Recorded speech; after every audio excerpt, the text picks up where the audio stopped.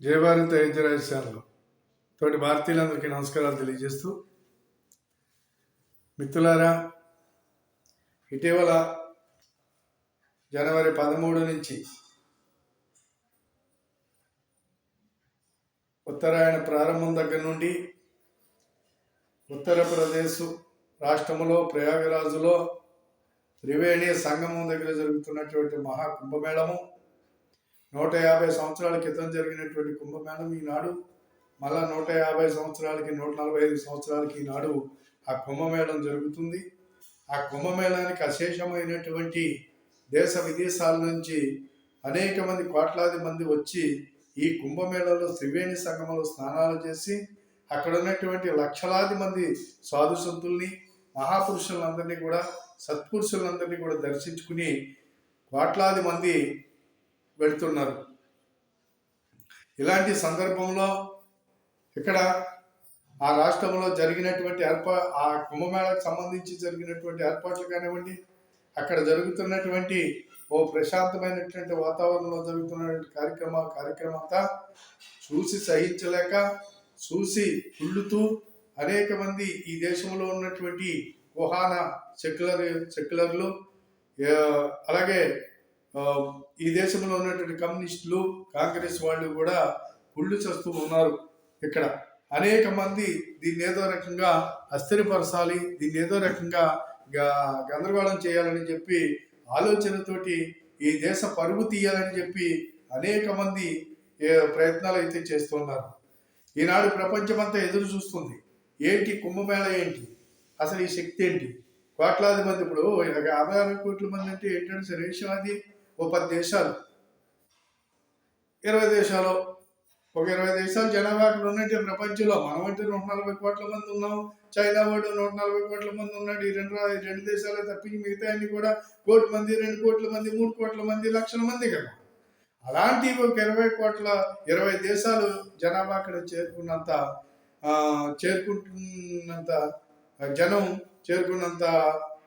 జనం కాబట్టి ఇక్కడ చూసుకున్నట్లయితే మనం ఆ రకమైనటువంటి కుంభమేళం జరుగుతూ ఉంటే ప్రపంచంలో ఉన్నటువంటి అనేక మంది సైంటిస్టులు, అనేక మంది రీసెర్చ్ మేధావులందరూ కూడా దీని మీద ఇప్పుడు ఒక రీసెర్చ్ చేస్తున్నారు, ఏంటిదంతా అని. అలాగే అక్కడ ఉన్న స్వాముల మీద రీసెర్చ్ చేస్తున్నారు. ఈ రకమైనటువంటిది అక్కడ ఉన్నటువంటిది వాళ్ళకేమి అసలు వాళ్ళెవరికి కూడా ఈ అంతు చిక్కనటువంటి ఒక వాతావరణం అక్కడ ఉంది. కాబట్టి మిత్రులు, ఇలాంటి కార్యక్రమం జరుగుతున్నది.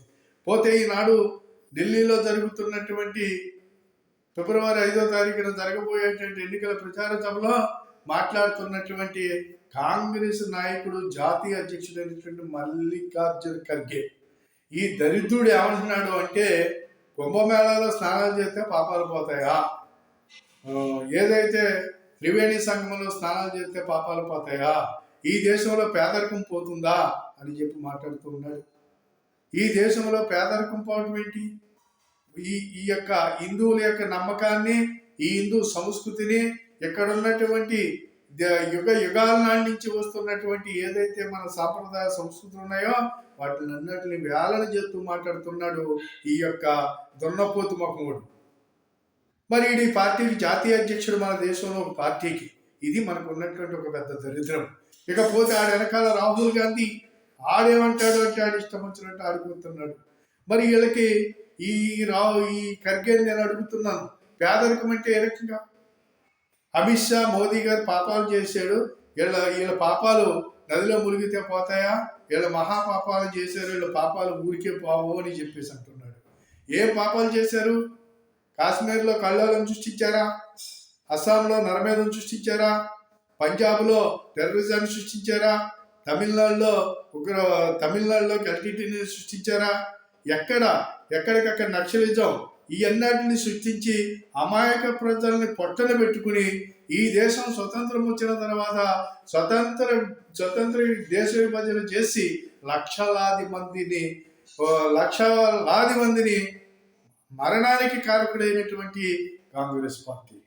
మరి ఈ దేశం శుభ సంపన్నమైనటువంటి ఈ దేశాన్ని బ్రిటిష్ వాళ్ళు దోచుకోగా మిగిలింది వీళ్ళు దోచుకున్నారు. వీళ్ళు 50 సంవత్సరాల పరిపాలన చేసి దోచుకుని వీళ్ళు ఈ దేశాన్ని బస్టు పట్టించి ఈ దేశం ప్రపంచ దేశాల్లోకి వెళ్ళి అప్పడుకుని చెప్పట్టుకుని అప్పడుకున్నారన్నాడు. అలాంటి పరిస్థితి చేసినటువంటి party Congress party, communist party. మరి అలా చేసిన తర్వాత ఈ దేశంలో చరిత్రలన్నీ వక్రీకరించి రాయటం ఏంటి మీరు చేసినటువంటిది? ఎక్కడ ఎంతమంది అమాయకులను చంపేశారు మీరు, ఎంతమందిని నాశనం చేశారు. ఈ దేశంలో పేదరికం పూరు గుడుసుల్లో కాలు నడకన రోడ్లు లేక అనేక రకాల ఇబ్బందులు మీ పాలనలోనే జరిగినాయి. మరి ఈ రోజుని అలాంటి పాపాలు కట్టుకున్నటువంటి వాళ్ళు మీరు డబ్బులు పట్టుకెళ్ళి ఈ కాంగ్రెస్ వాళ్ళు కుంభకోణాలు చేసి డబ్బులన్నీ పట్టుకెళ్ళి విదేశాల్లో దాచుకున్నటువంటి పాపాత్ములు మీరు కాదా? ప్రజల్ని అన్యాయంగా చంపేసిన వాళ్ళు మీరు కాదా? కుల మతాల పేరు మీద విడగొట్టి ఈ సమాజానికి బస్టు పట్టించింది మీరు కాదా? అది పాపము కదా? ఏ పాపాలు ఎన్ని పాపాలు చేయాలో అన్ని పాపాలు చేసి ప్రజలు తెలుసుకుని వచ్చిన తర్వాత మీరు చేసేటువంటి అటు నెహ్రూ దగ్గర నుంచి ఇటు ఈ మన్మోహన్ సింగ్ యొక్క ఈ సోనియా గాంధీ వరకు ఈ దరిద్రులందరూ ఈ కాంగ్రెస్ పార్టీలో దోచుకుని దేశ సంపదలంతా కూడా దేశాన్ని బస్టు పట్టించి అప్పులు దొరకకపోతే ప్రపంచంలో అప్పు ఎవరు ఇవ్వరంటే బంగారం తాకట్టు పెట్టినటువంటి ఘనత కాంగ్రెస్ పార్టీ. తాకట్టు పెట్టినటువంటి పరిపాలన మీది పరిపాలించి తాకట్టు పెట్టి తెచ్చి ఈ దేశాన్ని పేదరికంలో ముంచేసి ఈ దేశం అభివృద్ధి లేకుండా చేసేసి ఈ దేశాన్ని సర్వనాశనం చేసినటువంటి పార్టీ మీది కదా? ఆ పాపం మీది కదా? ఏంటి ఎవరు పాపాలు చేస్తున్నారు? ఈ దేశం ఈనాడు దేశం పాపాలు, ఈ దేశం ఈనాడు ఎలాగా పేదరికంలో ఉందా? ఏ రకమైన పేదరికంలోకి వెళ్ళిందో నువ్వు చెప్పాలి కదా. నువ్వు చేసే పాపాలు, మీరు చేసేటువంటి అకృత్యాలు, పేదరికం ఎవరికి ఉంది? మీకుంది. ఈ రోజు ఈ దేశంలో కమ్యూనిస్టులకి కాంగ్రెస్లకి మీకు ఈనాడు రాజకీయ పేదరికం దాపురించింది. మీకు రాజకీయ పేదరికంలో కూరుకుపోయారు. మీ పేదరికం నుంచి మీరు బయటకు రావడానికి ప్రజలకు అనేక రకాల్లో వాగ్దానాలు చేసి మోసం చేసి ఓట్లు వేయించుకుంటున్నారు. ఉత్తరప్రదేశ్, మహారాష్ట్రలో పార్లమెంట్ ఎన్నికల్లో ₹1,00,000 ఇస్తాం మాకు ఓటేసేసి మీరు ఆఫీస్కి వచ్చి తీసేసుకోండి అని చెప్పి దొంగ ప్రచారం చేసినటువంటి వాళ్ళు మీరు కదా? అది పాపం కదా? అలాగే కర్ణాటకలో 5 గ్యారంటీలు ఇస్తామని చెప్పి కర్ణాటకలో మీరు ఈ రోజుకి కూడా ఏది సక్రమైన పద్ధతిలో ఇవ్వటం లేదనేది అది పాపం కదా? నిరుద్యోగానికి 3,000 ఇస్తా అన్నావు, అది లేదు. అక్కడ బస్సు అన్నావు, బస్సు ఫ్రీ, ఆడవాళ్ళకి ఫ్రీ, మగవాడికి 15% పెంచి, మగవాడి బస్సు ఎక్కితే 15% పెంచి టికెట్ రేటు అక్కడ బస్సు నడుపుతూ ఉన్నావు. మగవాళ్ళ దగ్గర వసూలు చేసి ఆడవాళ్ళ దగ్గర వేస్తూ ఉన్నావు. నువ్వు ఇది మరి ఫ్రీ బస్సు ఎలాగవుతుంది? ఇది బస్సు ఫ్రీయా? నెలకు ఆడవాళ్ళకి 2,000 అన్నావు, అది లేదు అక్కడ. రైతులకి గిట్టుబాటు ధర అన్నావు, అది లేదు అక్కడ. గతంలో ₹2,300 ధాన్యము బస్తా ధర ఉంటే ఈనాడు 1,500, 1,600 అమ్ముతుంది. మరి నువ్వు మోసం చేయటం కదా? ఇది పాపం కదా? మరి కరెంటు పెంచుతానన్నావు, పెంచావా? పెంచలేదు కదా? ఆ టైం వేస్తున్నా 7 గంటల టైంలోనే కొనసాగుతుంది కదా? మరి ఇందిరమ్మ క్యాంటీన్లు అన్నావు, ఇందిరమ్మ క్యాంటీన్లు ఎక్కడన్నా క్యాంటీన్ పెట్టావా నువ్వు? మరి ప్రజలు మోసం చేయటం కదా, నువ్వు పాపం చేయటం కదా? అలాగే నువ్వు కొంత ఇంచుమించు 10 కేజీలు బియ్యం ఇస్తా అన్నావు. కేంద్ర ప్రభుత్వం 5 కేజీలు ఇస్తుంది, 5 కేజీలు కలిపి మేము బియ్యం ఇస్తామని చెప్పావు. ఇచ్చావా? కేంద్ర ప్రభుత్వం ఇచ్చే బియ్యమే ఇస్తున్నావు. మరి ఇది పాపం కదా? ఇలాగ మీరు చేసే వాగ్దానాలు ప్రతి రాష్ట్రంలో అధికారం కోసం అయ్యిస్తాం. ఎక్కడి నుంచి తెచ్చిస్తావు? నీ జేబులో తెచ్చిస్తావా? నీ బాబు తెచ్చిస్తావా? నీ అమ్మ మొగుడు తెచ్చిస్తావా? ఎవరు తెచ్చిస్తావురా నువ్వా? ఈ ఉచితాలేంటి? ప్రతి యదవ రాజకీయంగా ప్రజల్ని మోసం చేస్తూ ఓట్లు వేయించుకుంటాం గురించి ఉచితాలు ఇస్తారా? మీరు ఉపాధి లేకుండా చేస్తారా? పిచ్చి కూతలు కూస్తున్నా బుద్ధి ఉందా లేదా? నీకు బుద్ధి లేని మాటలు మాట్లాడుతున్నావు. ఈ రోజుని అమిత్ షా గారు, మోడీ గారు పాపాలు చేశారా? ప్రపంచంలో ఈ రోజున ఈ దేశంలో 85 కోట్ల మందికి ఉచిత రేషన్ ఉచితంగా కరోనాలో కాపాడినటువంటి వాళ్ళు ప్రజలందరినీ కూడా గుండెల్లో పెట్టుకుని చూసుకున్నారు. ఈనాడు ప్రతి ఒక్కడు యువకుడు అభివృద్ధిలో ముందుకెళ్ళటానికి, తన కాలం మీద తను నిలబడటానికి అనేకమైనటువంటి ఆర్థిక సాయం సబ్సిడీలు కల్పించి పరిశ్రమలు పెట్టమని అనేక మంది ప్రోత్సహిస్తున్నారు. Still India make in India అనేటువంటి పేరులో ఈనాడు దేశంలో మనకు కావలసినవి మన దేశంలో తయారు చేసుకుని సంపదను సృష్టించి ఈ రోజుని ప్రపంచంలో మనము ఆర్థికంగా 3వ స్థానంలోకి వెళ్ళిపోయాం. అంత అభివృద్ధిలో ముందుకెళ్ళాం. ప్రపంచమంతా మోకరిల్లుతుంది భారతదేశం ముందర. మరి ఇది వాళ్ళ పాపాలు చేశారంటావా? ఇది చూడలేకపోతున్నావా? నువ్వు దేశాన్ని బస్టు పట్టిందామనుకుంటున్నావా?